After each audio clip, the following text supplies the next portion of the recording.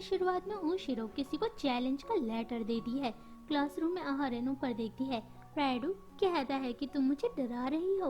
वहाँ ओशिरो छुपी होती है। वो मन में कहती है कि मैं बहुत अच्छी जगह छुपी हुई हूँ। क्लास के बाहर भी आहारेन ऊपर देखती है। ओशिरो मन में कहती है उसने मुझे फिर से ढूंढ लिया है। स्कूल के बाहर वह राइडू को घूर रही होती है। राइडू कहता है आहारेन मुझे डर लग रहा है, तुम जिस तरीके से मुझे देख रही हो, आज पूरे दिन तुम मुझे घूर रही थी। मैं घर जा रहा हूँ। राइडू अपने घर जाने लगता है। आहारेन ओशिरो का नाम पुकारती है। वो हैरान हो जाती है। आहारेन कहती है कि ओशिरो, राइडू हमारे साथ नहीं है। वो पूछती है कि क्या तुम राइडू को पसंद करती हो।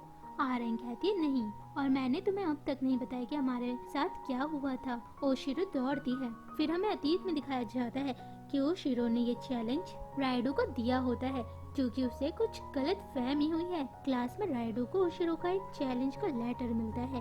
वो ओशिरो से मिलता है। ओशिरो कहती है कि तुम्हें मेरे साथ युद्ध अभ्यास करना होगा, लेकिन मैं जानती हूँ कि तुम्हें लड़ना बिल्कुल भी नहीं आता है। वो उसके साथ एक खेल खेलती है। वो कहती है कि मैं इस खेल में कभी भी नहीं आ रही हूँ। फिर हमें अतीत में दिखाया जाता है जब ओशिरो आहारेन के साथ मिडिल स्कूल में थी। ओशिरो आहारेन को देखकर सोच रही थी कि वो कितनी प्यारी है। मेरे हाथ बहुत ही बड़े हैं और मेरी हाइट भी बढ़ चुकी है। वह बिल्कुल एक गुड़िया की तरह लग रही है जो बहुत ही छोटी है, और आज से पहले मैंने इतने करीब से उसे कभी भी नहीं देखा है। नेक्स्ट क्लास में आहारेन ओशिरो के करीब आ जाती है। ओशिरो पूछती है कि क्या हुआ। आहारेन कहती है कि मुझे तुम्हारी जैकेट चाहिए क्योंकि मैं अपनी जैकेट जिम में भूल चुकी हूँ। ओशिरो अपनी जैकेट आहारेन को देती है। वो जैकेट बहुत ही बड़ी होती है। आहारेन बहुत ही कम आवाज में बोलती है। ओशिरो को उसकी आवाज बिल्कुल नहीं सुनाई दे रही है। जब भी आहारेन को ओशिरो से बात करना होता था तब वो ओशिरो के करीब आती थी और उससे बातें किया करती थी। वो मन में कहती है मैं आहारेन की साइड वाली सीट में बैठा करती थी और आहारेन को ये खेल बहुत ही पसंद है। हम दोनों ही एक दूसरे से बात किया करते थे। एक समय ऐसा आया जब आहारेन और मैं कमरा साफ कर रहे थे। एक रैक आहारेन के ऊपर गिर गया। जब वो उस रैक को एक जगह से दूसरी जगह ले जा रही थी तभी मैंने उसकी मदद की। मैंने उस रैक को आहारेन के ऊपर से हटाया। आहारेन ने कहा मैं जिंदा हूँ। ओशिरो आहारेन के चेहरे को साफ करने लगती है क्योंकि आहारेन के चेहरे पर धूल लगी हुई थी। आहारेन ओशिरो के बाल पर हेयर पिन लगाती है, जिसके बाद ओशिरो ने ठान लिया कि अब वो आहारेन से बात नहीं करेगी क्योंकि जब भी वो आहारेन के करीब रहती है तब उसकी दिल की धड़कनें बहुत ही तेज हो जाती है और शायद मेरी दिल की धड़कनें आहारेन सुन ले। इसलिए आज से मैं आहारेन से दूर रहूंगी। मैं उससे कभी भी बात नहीं करूंगी। ओशिरो को ना चाहकर भी ये करना पड़ा। आहारेन इशिकावा से पूछती है कि राइडू कहाँ है। इशिकावा कहता है कि राइडू आज जल्दबाजी में कहीं गया है। आहारेन स्कूल के बाहर आती है। वो हेयर क्लिप को देखती है। वही दूसरी ओर ओशिरो रोते हुए कहती है कि अगर तुम आहारेन के लिए कोई फीलिंग्स नहीं रखते हो तब तुम्हें उससे दूर हो जाना चाहिए। राइडू कहता है तुम मुझसे ये कहना चाहती थी, अब मैं तुम्हें इस खेल में जरूर हरा कर रहूंगा। ओशिरो पूछती है कि तुम जीतना क्यों चाहते हो। अगर तुम आहारेन को नहीं चाहते हो तब तुम्हें इस खेल में हार जाना चाहिए। राइडू कहता है तुम्हें कोई गलत फहमी हुई है। फिर हमें पास्ट में दिखाया जाता है एपिसोड 10 में कैंप साइट के दौरान राइडू ने आहारेन से क्या कहा था। आहारेन राइडू से नहीं कह पाई थी कि वो कैसा महसूस करती है। तब राइडू ने आहारेन से कहा था कि मैं तुमसे कहना चाहता हूँ कि मैं तुम्हारे बारे में क्या महसूस करता हूँ। तभी वो ओशिरो से कहता है कि मैं आहारेन को पसंद करता हूँ। आहारेन ओशिरो के पीछे होती है। वो बहुत ज्यादा शर्मिंदा है। ओशिरो पूछती है आहारेन तुम कब से यहाँ पर हो। आहारेन कहती है कि मैं अभी अभी आई हूँ। रास्ते में मुझे तुम्हारा हेयर पिन मिला। आहारेन ओशिरो के बालों पर हेयर पिन लगाती है। वो माफी भी मांगती है क्योंकि जब राइडू ने आहारेन से कहा था कि वो उसे पसंद करता है तब वो इतनी खुश थी कि वो कुछ कह ही नहीं पाई और उसने अचानक उसे किस कर दिया। राइडू उस समय बहुत ज्यादा हैरान था। तब आहारेन ने सोचा था कि शायद उसने गलती कर दी है क्योंकि वो बिल्कुल भी नहीं जानती कि लोगों के करीब कैसे रहा जाता है।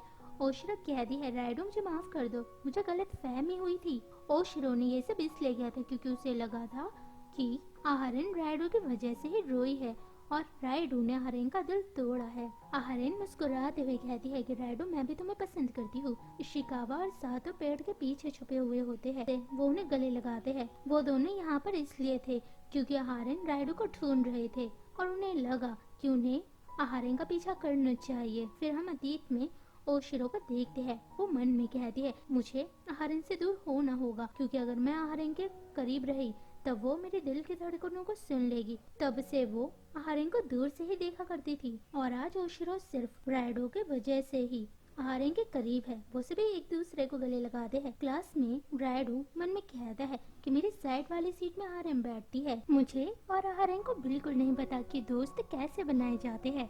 ये मैं और आहरन है। कुछ समय के बाद राइडो को आहरन के गार्डन के बारे में पता चलता है। राइडो को आहरन की फिक्र है।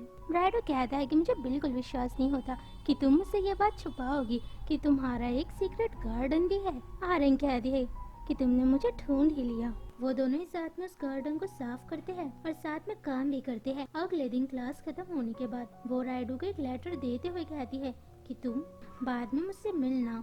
ये टी हाउस है। राइडो वहाँ जाता है। आहरन राइडो के लिए चाय बनाती है। राइडो मन में कहता है ये चाय तो मैं हमेशा पीता हूँ। वो सोचने लगता है शायद आहरन मेरे सीक्रेट जानना चाहती है। वह मेरे हर सीक्रेट के बारे में जानती है। फिर हमें राइडो के सीक्रेट के बारे में बताया जाता है। आहरन राइडो को स्नैक्स देती है। वो सोचता है कि आहरन चाहती क्या है। तभी आहरन डंडा पकड़ती है। आहरन के पास एक डंडा होता है। वो राइडो की ओर आ रही होती है। स्कूल में मिस तोबारो के सर में दर्द हो रहा होता है, क्योंकि उन्होंने राइडो और आहरन को साथ में देख लिया था जब वो अपने फीलिंग्स एक दूसरे को बता रहे थे। मिस तोबारो और मिस मिहाइरा को भी एक लेटर मिलता है जो आहरन ने दिया होता है। वही दूसरी ओर आहरन राइडो की ओर आ रही होती है। वह डंडा ऊपर मारती है। ओशिरो नीचे आती है। राइडो चैन की सांस लेता है। आहरन कहती है मैंने शिकावा और सातो को भी यहाँ पर बुलाया है क्योंकि मैं तुम सभी को अपने हाथों से बनी हुई चाय पिलाना चाहती हूँ, क्योंकि वो बहुत ज्यादा नर्वस थी और वो अपनी खुशी उन सभी के साथ बांटना चाहती है। वो सभी साथ में खुश है। मिस मिहाइरा और मिस तोबारो भी वहाँ जाते हैं और जल्द ही वो सभी सेकंड ईयर में जाने वाले हैं। आहरन और राइडो कमरे से बाहर आते हैं। राइडो पूछता है कि क्या तुम्हें किसी चीज की फिक्र हो रही है। आहरन कहती है हाँ, क्योंकि मैं सेकंड ईयर में आने वाली हूँ और इस साल मुझे बहुत ही अच्छा लगा। वो राइडो को गले लगाती है। आहरन कहती है कि मुझे डर लग रहा है क्योंकि हम सेकंड ईयर में जाने वाले हैं और शायद हम अलग हो जाएंगे और हमें एक दूसरे के साथ समय बिताने का मौका नहीं मिलेगा। लेकिन राइडो से कहता है कि वह और उसके दोस्त हमेशा ही उसके साथ रहेंगे जब भी उन्हें एक दूसरे की जरूरत होगी। वो मन में कहती है मुझे हमेशा ही तुम्हारे साथ अच्छा लगा है और मैं तुमसे मिलकर बहुत ही खुश हूँ। वो दोनों ही चेरी ब्लॉसम को देखते हैं। फिर वो कहता है कि इस दुनिया में कई तरीके के इंसान रहते हैं, कुछ अच्छे इंसान और कुछ ऐसे इंसान भी होंगे जिनसे हमने अब तक दोस्ती भी नहीं की होगी, लेकिन एक दिन हम उनके दोस्त जरूर होंगे। अकुन उताबा के लंच को खा रहा होता है। मिस तोबारो राइडो और आहरन को देखकर सोच रही होती है कि वो दोनों ही साथ में बहुत ही खुश है और ये एक पॉजिटिव बात है। वो उनके बारे में सोच कर ही बेहोश हो जाती है। ओशिरो के पास टिश्यू पेपर होता है। ओशिरो उन दोनों को ही देखती है। ओशिरो भी आहरन के लिए खुश है क्योंकि आहरन उसकी दोस्त है जिसको वो इस दुनिया में सबसे ज्यादा प्यार करती है। आहरन और राइडो एक दूसरे के हाथ को पकड़ते हैं। वो दोनों ही मुस्कुराते हैं और अपने सीक्रेट गार्डन को देख रहे होते हैं। इसी के साथ ये प्यारी सी कहानी खत्म होती है। मैं आशा करती हूँ कि आपको ये कहानी जरूर पसंद आई होगी।